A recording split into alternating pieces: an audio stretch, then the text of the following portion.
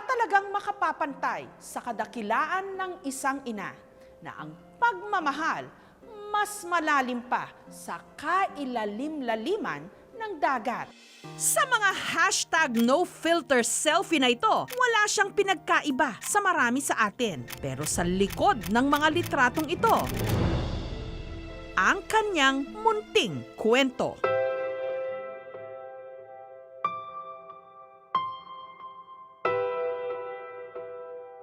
Ang katawan kasi ni Lucy, 2 talampakan lang ang haba kahit 28 anyos na siya. Baluktot ang kanyang mga braso at hita, kaya naman hindi siya makabangon. Maliit din ang kanyang bewang, nakausli ang dibdib at para makakilos, kinakailangan niyang gumapang. Sa kabila ng kanyang pisikal na anyo, hindi ito naging hadlang para si Lucy maging ina. Katunayan, sa viral videong ito, makikita si Lucy na pinapakain ang 4 na taong gulang niyang anak na si Angel na halos sinlaki lang din niya.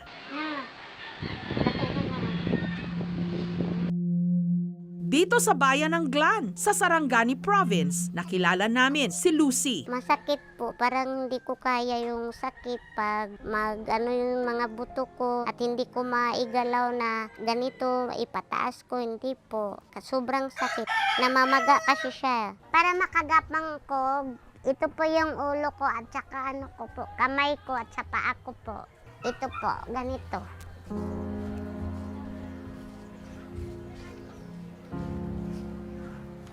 Parang dito po sa bandang baywang ko po, mabigat. Kaya yung ulo ko talaga ang na para makagapang talaga ako ng mabilis. Ano naman ginagawa ng kamay at paa mo? Ito po, ganyan po. Parang ginaganon ko po para po ako, makagalaw. Lahat daw ng sakit kaya niyang tiisin para kay Angel.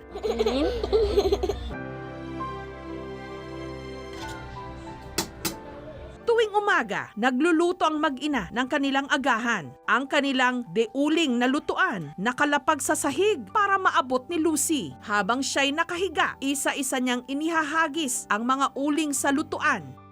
Ito po yung sinisindihan ko para pag na po to, didikit dun sa uling.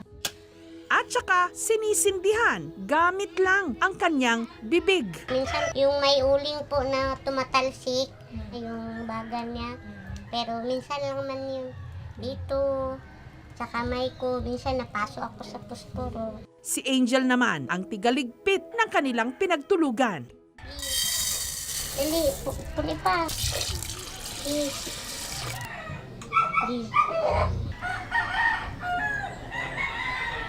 Pagkaluto, sabay ng kakain ang mag-ina. Sobrang lambing ang anak ko po. Ayaw kumain pag hindi kami salo. Yung kami ng pinggan. Talaga po. Ayaw niya po yung magpasubo ng iba. Minsan lang yung daddy niya. Pero ako po talaga yung nagsusubo. Kinder na dapat si Angel pero napilitan siyang huminto sa pag-aaral dahil rin sa kahirapan. Nag-aaral pa siya. Sabi ko na, ipahatid kita doon. Sabi niya, ayaw ko na. Gusto ko sama ka. Mag-iyak na yan pag hindi niya nakita yung binibihisan po ako. Kaya si Lucy ang tumatayo na rin ngayong teacher ng kanyang anak. Sa English, sa ireng? Cat. Cat. Sa iro? Dog. Sa baboy? Pig. Sa manok? Chicken. Ano gusto mo maging paglaki mo? Teacher. Sino nag-alaga kay Nana? Ako. Yan, very good. Ano ginagawa mo pag-alaga? Magluto. Pagkatapos mag-agahan, pumupunta sa kanilang bahay ang pamangkin ni Lucy na si PJ para siya'y paliguan.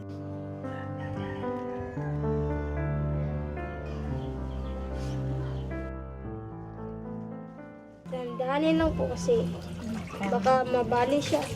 Si Angel naman ang tiga-suklay ng kanyang ina.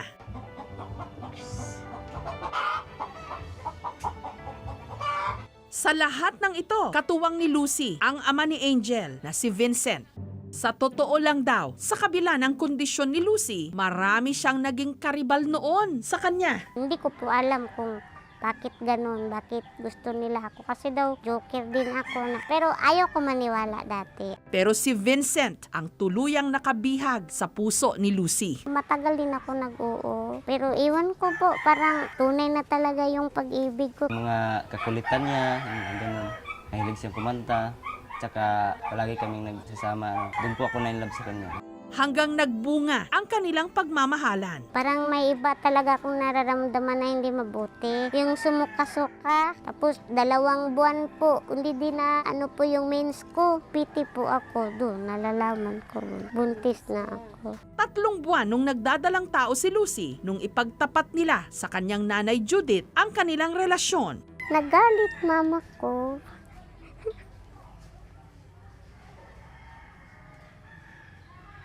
Sabi niya, bakit mo yan pinasukan? Di mo ba alam yung sitwasyon mo? Na nahirapan ka na nga eh, tapos ganyan. Sabi niya, Mang, buntis ako. Ha? Doon na ako, ma'am, parang, hey, nako, muntik na akong nakulaps.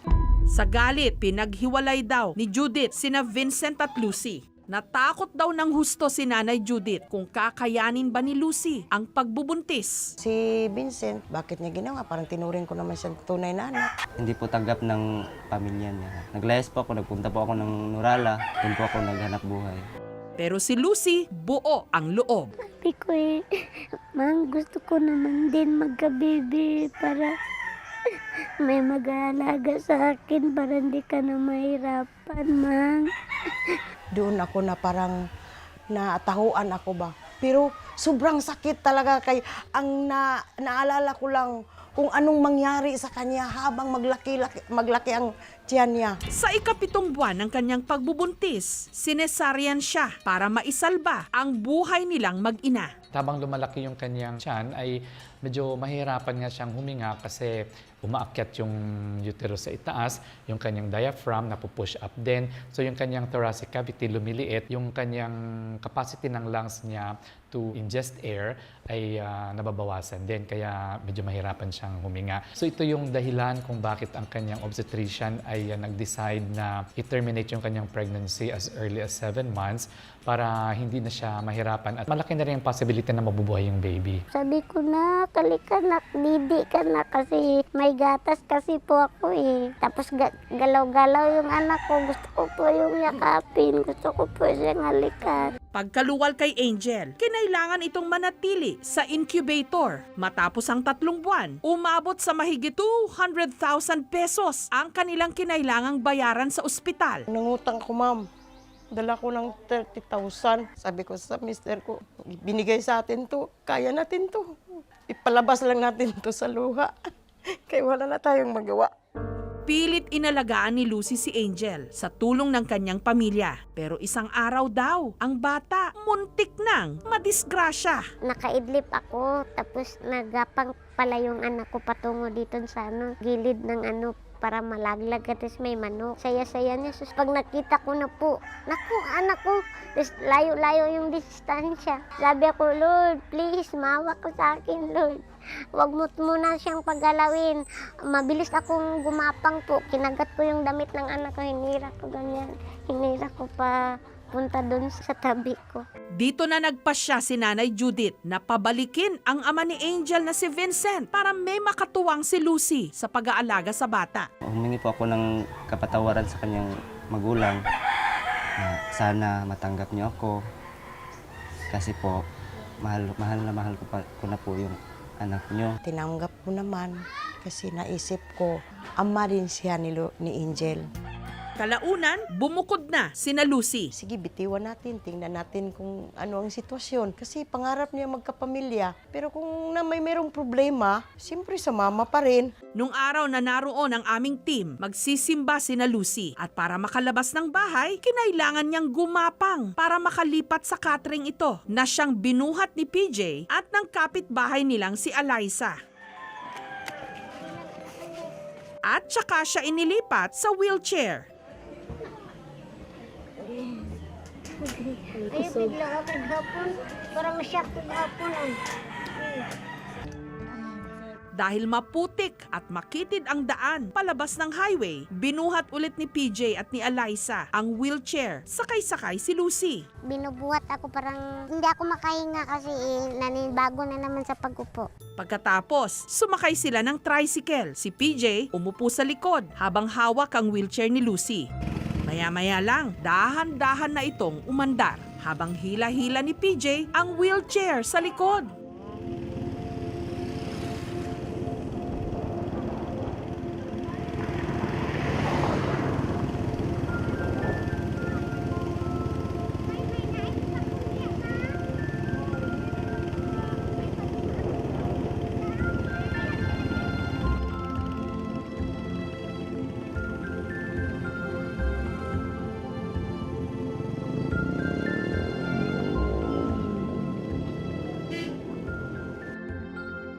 At sabihin ko talaga sa driver po, pag hindi ko po maano yung takbo, pahintuin ko muna kung ano po ba yung nararamdaman ko.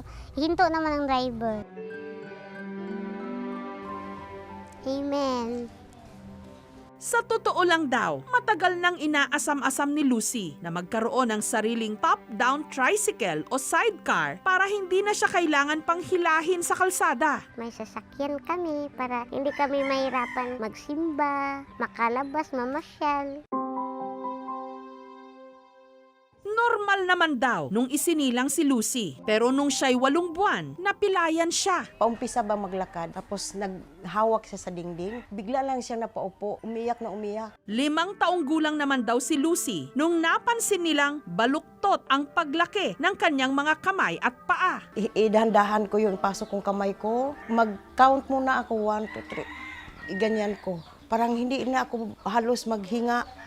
Para ko lang mabuhat. Iyak akong iyak. Si God lang palagi kinausap ko. Sabi ko na, Lord, kung sa akin man si Lucy, sana hindi mo siya pa tiisin, magaling na siya. Pero kung sa iyo, wala akong magawa. Pangarap daw ni Lucy na maging abogada o announcer sa radyo. Umiyak ako. Gusto ko si mag-aral dati. Sabi ko na, sige na ma, please. Bilan mo ko ng notebook at saka lapis. Sabi ng mama ko, nak, ayaw ko na aawayin ka dun at saktan ka ng mga classmate mo. Sabi ko, Lord, kunin mo na lang ako, nahihirapan na talaga ako.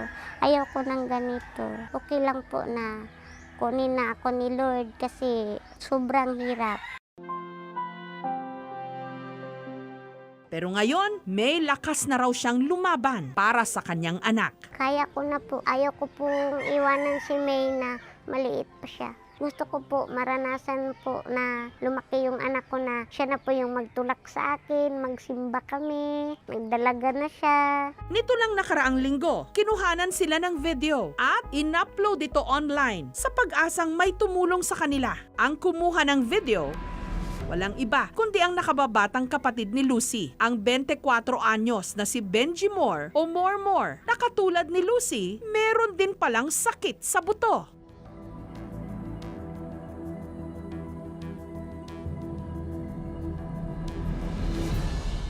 Yung time na yun, ang napipil ko lang talaga sa kanila, awa eh. Pares kaming gutom, kaming tatlo. Dinignan ko sila, kaawa naman. Kung kapatid ko na sana dumating yung time na ay tumulong po sa kanila.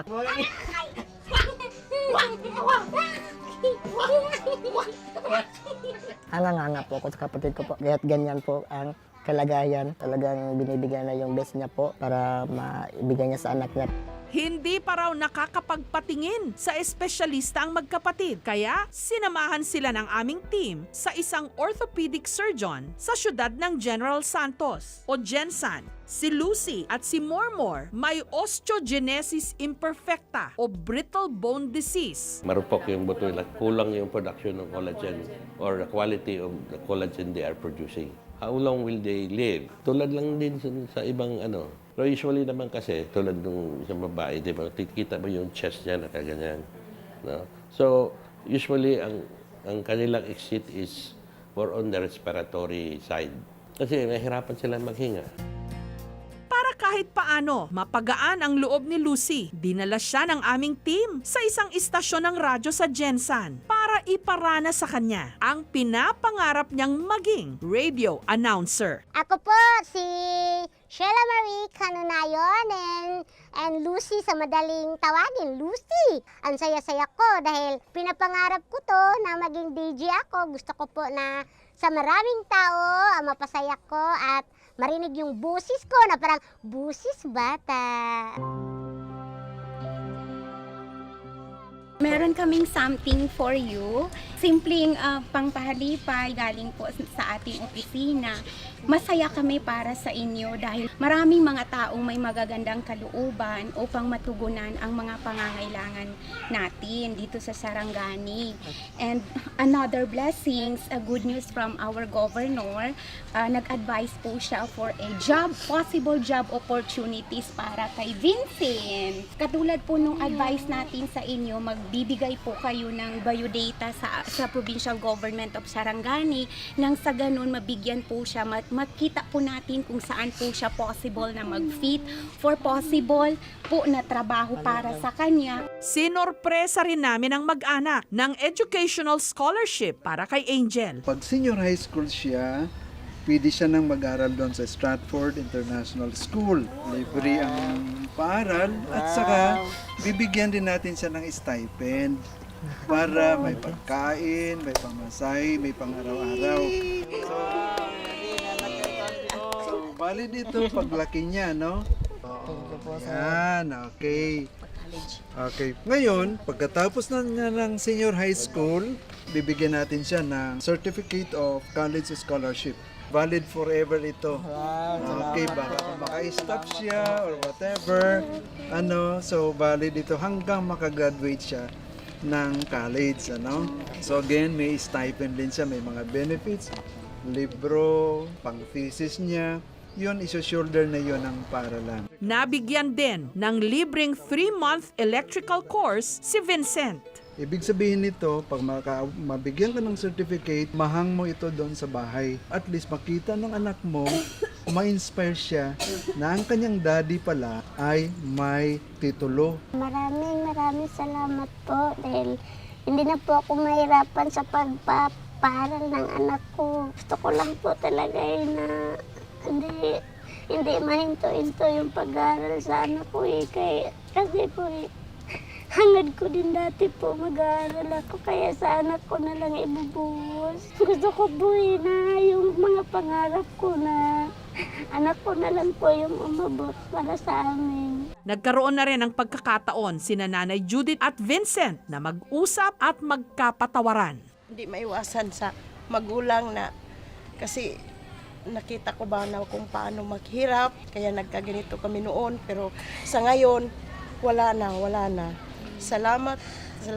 Vincent, anong masasabi mo sa sinabi ni Mama Judith?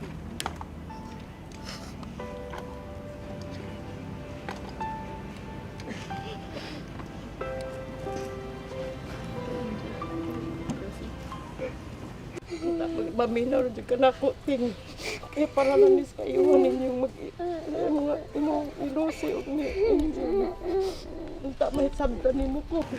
May naan ko. Dahil mo matagdaan na. Ano na akong masakitan ng anak na ako. Ikaw giisip na yung kang anak. Ang gamay pa ka din sa ako. Ano kang iyon sa kanak ko pagmahal? Saya-saya ko po.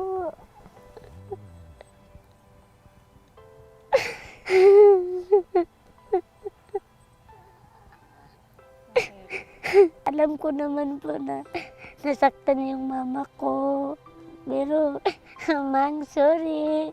Sana okay na tayo lahat. At happy na tayo dahil natupad na yung mga pangarap namin ni Murmur para ni Angel.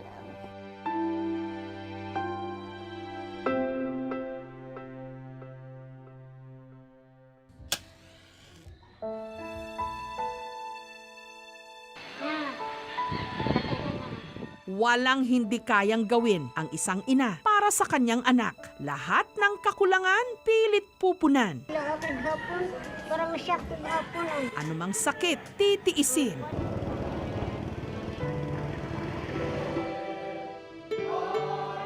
Amen. Kahit pa siya'y gumapang.